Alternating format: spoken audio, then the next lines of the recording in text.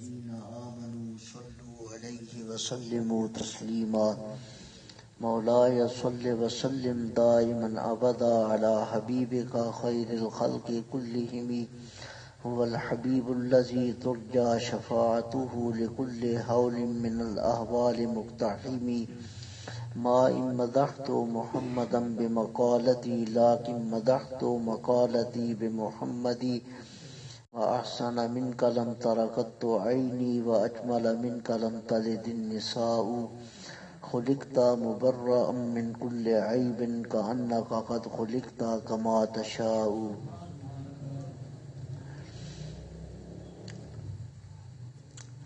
ہمارا عقیدہ ہے کہ ہمارے آقا کریم رحمت عالم صلی اللہ علیہ وسلم اپنی حیات برزخی حسی حقیقی دنیاوی کے ساتھ روضہ پاک میں زندہ ہیں.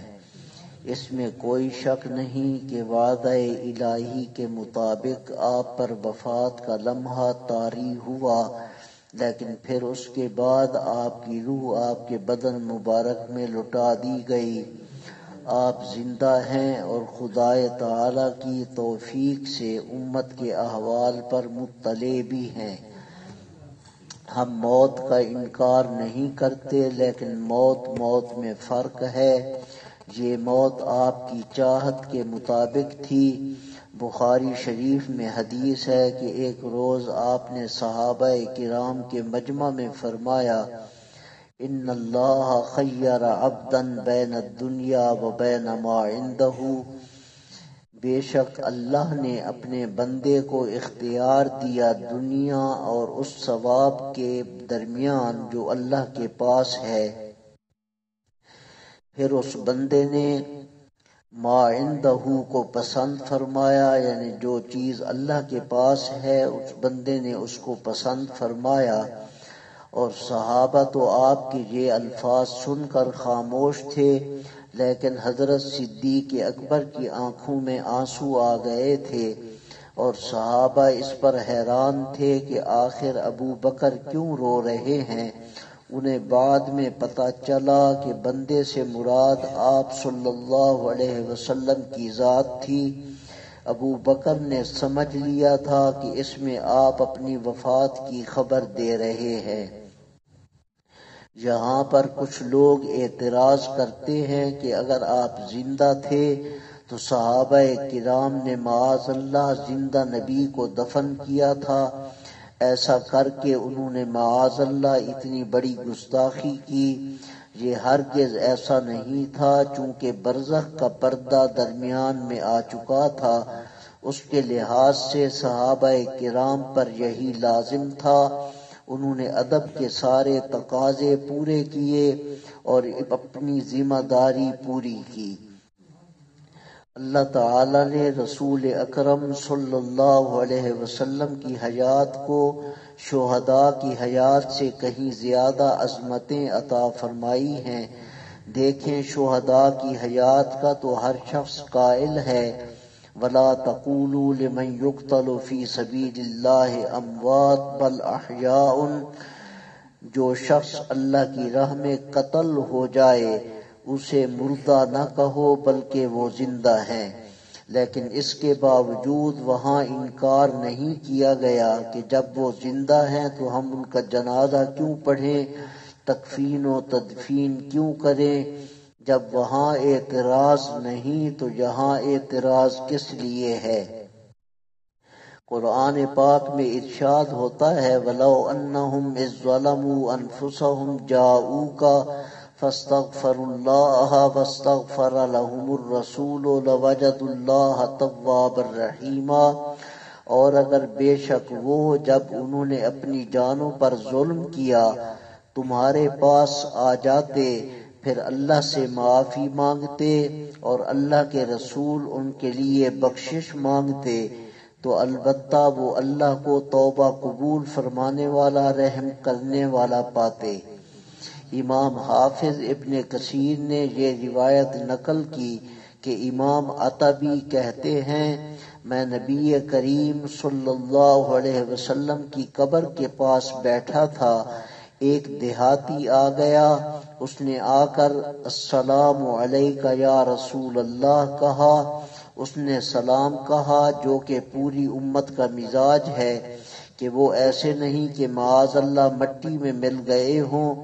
جو آتا ہے بولتا ہے اس کی سنتے ہیں اور سن کے جواب بھی دیتے ہیں اور مدد بھی فرماتے ہیں۔ امام آتا بھی بیٹھے ہیں، سب کچھ سن رہے ہیں۔ ویسے تو وہ سادہ تھا لیکن انداز اس کا بڑا عجیب تھا اور مبنی بر حقیقت تھا۔ کہنے لگا، میں نے اللہ سے سنا ہے، اللہ فرماتا ہے اگر بے شک وہ اپنی جانوں پر ظلم کریں تو پھر تمہاری بارگاہ میں آ جائیں، اللہ سے معافی مانگیں اور اللہ کے رسول ان کے لیے بخشش مانگیں، البتہ پائیں گے وہ اللہ کو توبہ قبول فرمانے والا، رحم فرمانے والا۔ یہ آیت پڑھنے کے بعد وہ شخص کہتا ہے، بے شک میں تمہارے پاس اپنے گناہوں کی معافی مانگنے والا، آپ کو سفارشی بنانے والا آیا ہوں۔ یہ کہنے کے بعد اس نے بڑی محبت سے یہ اشعار پڑھے جو آج بھی روضہ مبارک کے ستون کی جالی پر لکھے ہوئے ہیں۔ یا خیر من دفنت بالقاع اعظمہ فطاب من طیبہن القاع والآکم۔ جتنے لوگ بھی اس زمین میں دفن ہوئے آپ ان سب کے سردار بھی ہیں اور سب سے اچھے بھی ہیں۔ آپ کے بدن اعضاء کی خوشبو سے یہ زمین بھی خوشبودار ہو گئی ہے، اور جو دور دور تک پہاڑیاں اور ٹیلے ہیں سب سے خوشبو آ رہی ہے۔ نفسی الفداء لقبر انت ساکنہ فیہ العفاف وفیہ الجود والکرم۔ میری جان اس قبر پر فدا ہو جائے جس میں آپ موجود ہیں، یہ قبر جس میں آپ آرام فرما ہیں، اس میں پاک دامنی ہے اور جود و کرم ہے۔ یعنی یہ قبر عام نہیں بلکہ اس میں کائنات کا جود آرام فرما ہے اور کرم موجزن ہے۔ یہ قبر تو بڑا مرکز برکت ہے اور مرکز عطا ہے۔ امام عطبی فرماتے ہیں، وہ دیہاتی یہ اشعار پڑھ کے رخصت ہو گیا۔ کہتے ہیں اسی دوران میری آنکھیں مجھ پر غالب ہوئی، میں سو گیا تو نبی کریم صلی اللہ علیہ وسلم کو میں نے خواب میں دیکھا، یعنی اس کی برکت سے میرا کام بھی بن گیا، مجھے آپ کی زیارت کا شرف حاصل ہو گیا۔ آپ نے فرمایا، اے عتبی دیہاتی کو ملو، اسے خوشخبری دو، اللہ نے اس کے گناہ بخش دیے ہیں۔ جس وقت یہ بات ہوئی زیادہ دیر نہیں لگی، وہ فارغ ہوا، اب کام تھا حضور سنتے سمجھتے، پھر اللہ کے دربار میں سفارش فرماتے، پھر اللہ تعالی معاف فرماتا، پھر اس امتی کا کام بن جاتا۔ چند لمحوں میں یہ سارے مراحل طے ہو گئے۔ رسول اکرم صلی اللہ تعالی علیہ وسلم کی یہ ظاہری حیات جو بعد از وصال ہے، یہ ہمارے نزدیک حصی حقیقی دنیاوی ہے، اور یہ حیات شہداء کی حیثیت سے کہیں بلند زیادہ ہے۔ حضرت شیخ عبدالحق محقق دہلوی سفر السعادت میں لکھتے ہیں کہ انبیاء علیہم السلام دنیاوی حصی حیات کے ساتھ موصوف ہیں، شہداء کی حیات سے بلند زیادہ، کیونکہ شہداء کی زندگی مانوی ہے، حصی نہیں، ان کی حیات اخروی ہے، دنیاوی نہیں، اور انبیاء علیہم السلام کی حیات حصی حقیقی دنیاوی ہے۔ اسی لیے تو جب انبیاء کا وصال ہو جاتا ہے تو ان کی ازواج سے کسی کا نکاح نہیں ہو سکتا، اور شہداء کی ازواج سے ہو سکتا ہے۔ حضرت محقق علیہ الرحمت پھر لکھتے ہیں، اس مسئلہ میں کسی شخص کو علماء امت سے اختلاف نہیں ہے۔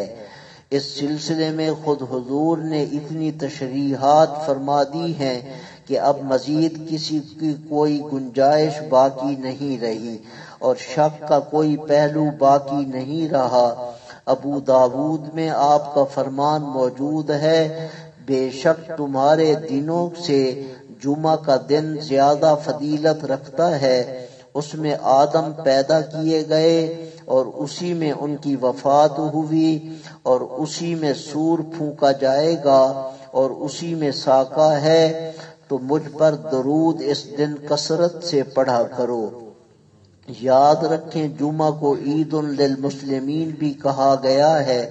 پھر فرماتے ہیں پس بے شک تمہارا درود مجھ پر پیش کیا جاتا ہے، پھر درود کثرت سے پڑھا کرو۔ صحابہ نے عرض کی حضور آپ پر ہمارا درود کیسے پیش کیا جائے گا حالانکہ آپ تو بوسیدہ ہو چکے ہوگے؟ آپ نے فرمایا ان اللہ عز و جل، بے شک اللہ عز و جل نے زمین پر حرام کر دیا ہے یہ کہ انبیاء کے اجسام کو کھائے۔ سوال یہ نہیں تھا کہ جسم سلامت رہے گا یا نہیں رہے گا، اور محض ایک تصور تھوڑا سا پیش کیا گیا تھا، اصل مسئلہ تھا درود پہنچنے کا۔ حضرت محقق دہلوی فرماتے ہیں کہ یہ حیات سے اتنا واضح کنایہ ہے کہ بدن پڑا ہو اور اس میں کوئی حیات نہ ہو اور احساس نہ ہو تو پھر درود پڑھنے کا کیا فائدہ ہوگا؟ اصل حضور کا یہ لفظ بولنا کہ ہمارے جسم محفوظ رہیں گے، اس میں یہ اعلان تھا کہ ہماری حیات برقرار رہے گی، جو تم پڑھو گے ہم تک پہنچتا رہے گا۔ اس مقام پر رسول اکرم صلی اللہ تعالی علیہ وسلم کا یہ فرمان تھا کہ تمہارا درود مجھ پر پیش کیا جاتا ہے، یہ بہت بڑی عظمت ہے، لیکن جو لوگ درپے ہی اس بات کے ہیں کہ ہم نے کوئی رخنہ تلاش کرنا ہے، وہ کہتے ہیں درود پیش تو کیا جاتا ہے لیکن خود نہیں پہنچتا، خود نہیں سنتے، وہاں فرشتے جا کے پیش کرتے ہیں تو سن لیتے ہیں۔ اگرچہ یہ بات بھی ہمارے ہی عقیدہ کی ہے کہ آپ صلی اللہ علیہ وسلم معاذ اللہ وفات کے بعد مٹی میں مل گئے ہوتے تو پھر جا کے 1000 فرشتے بھی آوازیں دیتے رہتے تو کون ان کی آواز کو سنتا؟ سرکار سنتے ہیں تو فرشتے جا کے پہنچاتے ہیں تو پتہ چلا کہ آپ سننے کے قابل ہیں، بلکہ جس طرح آپ سنتے ہیں کوئی اور اس طرح نہیں سن سکتا۔ جو زمین پر بیٹھ کر آسمان کی آوازیں سن لیتے ہیں تو پھر درود پڑھنے والے کا درود کیوں نہیں سنتے؟ جلاء الافہام میں مذکور ہے حضرت ابی الدرداء رضی اللہ تعالی عنہ سے، وہ فرماتے ہیں رسول اللہ صلی اللہ علیہ وسلم نے ارشاد فرمایا جمعہ والے دن مجھ پر درود کثرت سے پڑھا کرو، اور اسی حدیث کے آخر میں یہ بھی ہے کہ فرمایا جو کہیں سے درود پڑھتا ہے مجھے اس کی آواز پہنچتی ہے۔ اور درۃ الناصحین میں ابی امامہ رضی اللہ تعالی عنہ سے روایت ہے، انہوں نے فرمایا میں نے رسول اللہ صلی اللہ تعالی علیہ وسلم سے سنا، آپ فرماتے ہیں بے شک اللہ تعالی نے مجھے وعدہ فرمایا جب میری وفات ہو جائے گی تو مجھے اس شخص کا درود سنوائے گا جو مجھ پر درود پڑھے گا، اور میں مدینہ میں ہوں گا اور امت میری زمین کے مشارق مغارب میں پھیلی ہوگی۔ اور فرمایا اے ابا امامہ بے شک اللہ دنیا ساری اکٹھی کر کے میری قبر میں ظاہر کر دے گا، اور تمام اللہ کی مخلوق کو میں سنوں گا اور ان کی جانب دیکھوں گا، بس ہر وہ شخص جو مجھ پر درود پڑھے درود ایک اللہ اس پر 10 رحمتیں نازل فرماتا ہے، اور جو شخص مجھ پر 10 بار درود پڑھے اللہ اس پر 100 رحمتیں نازل فرماتا ہے۔ وما علی الا البلاغ المبین۔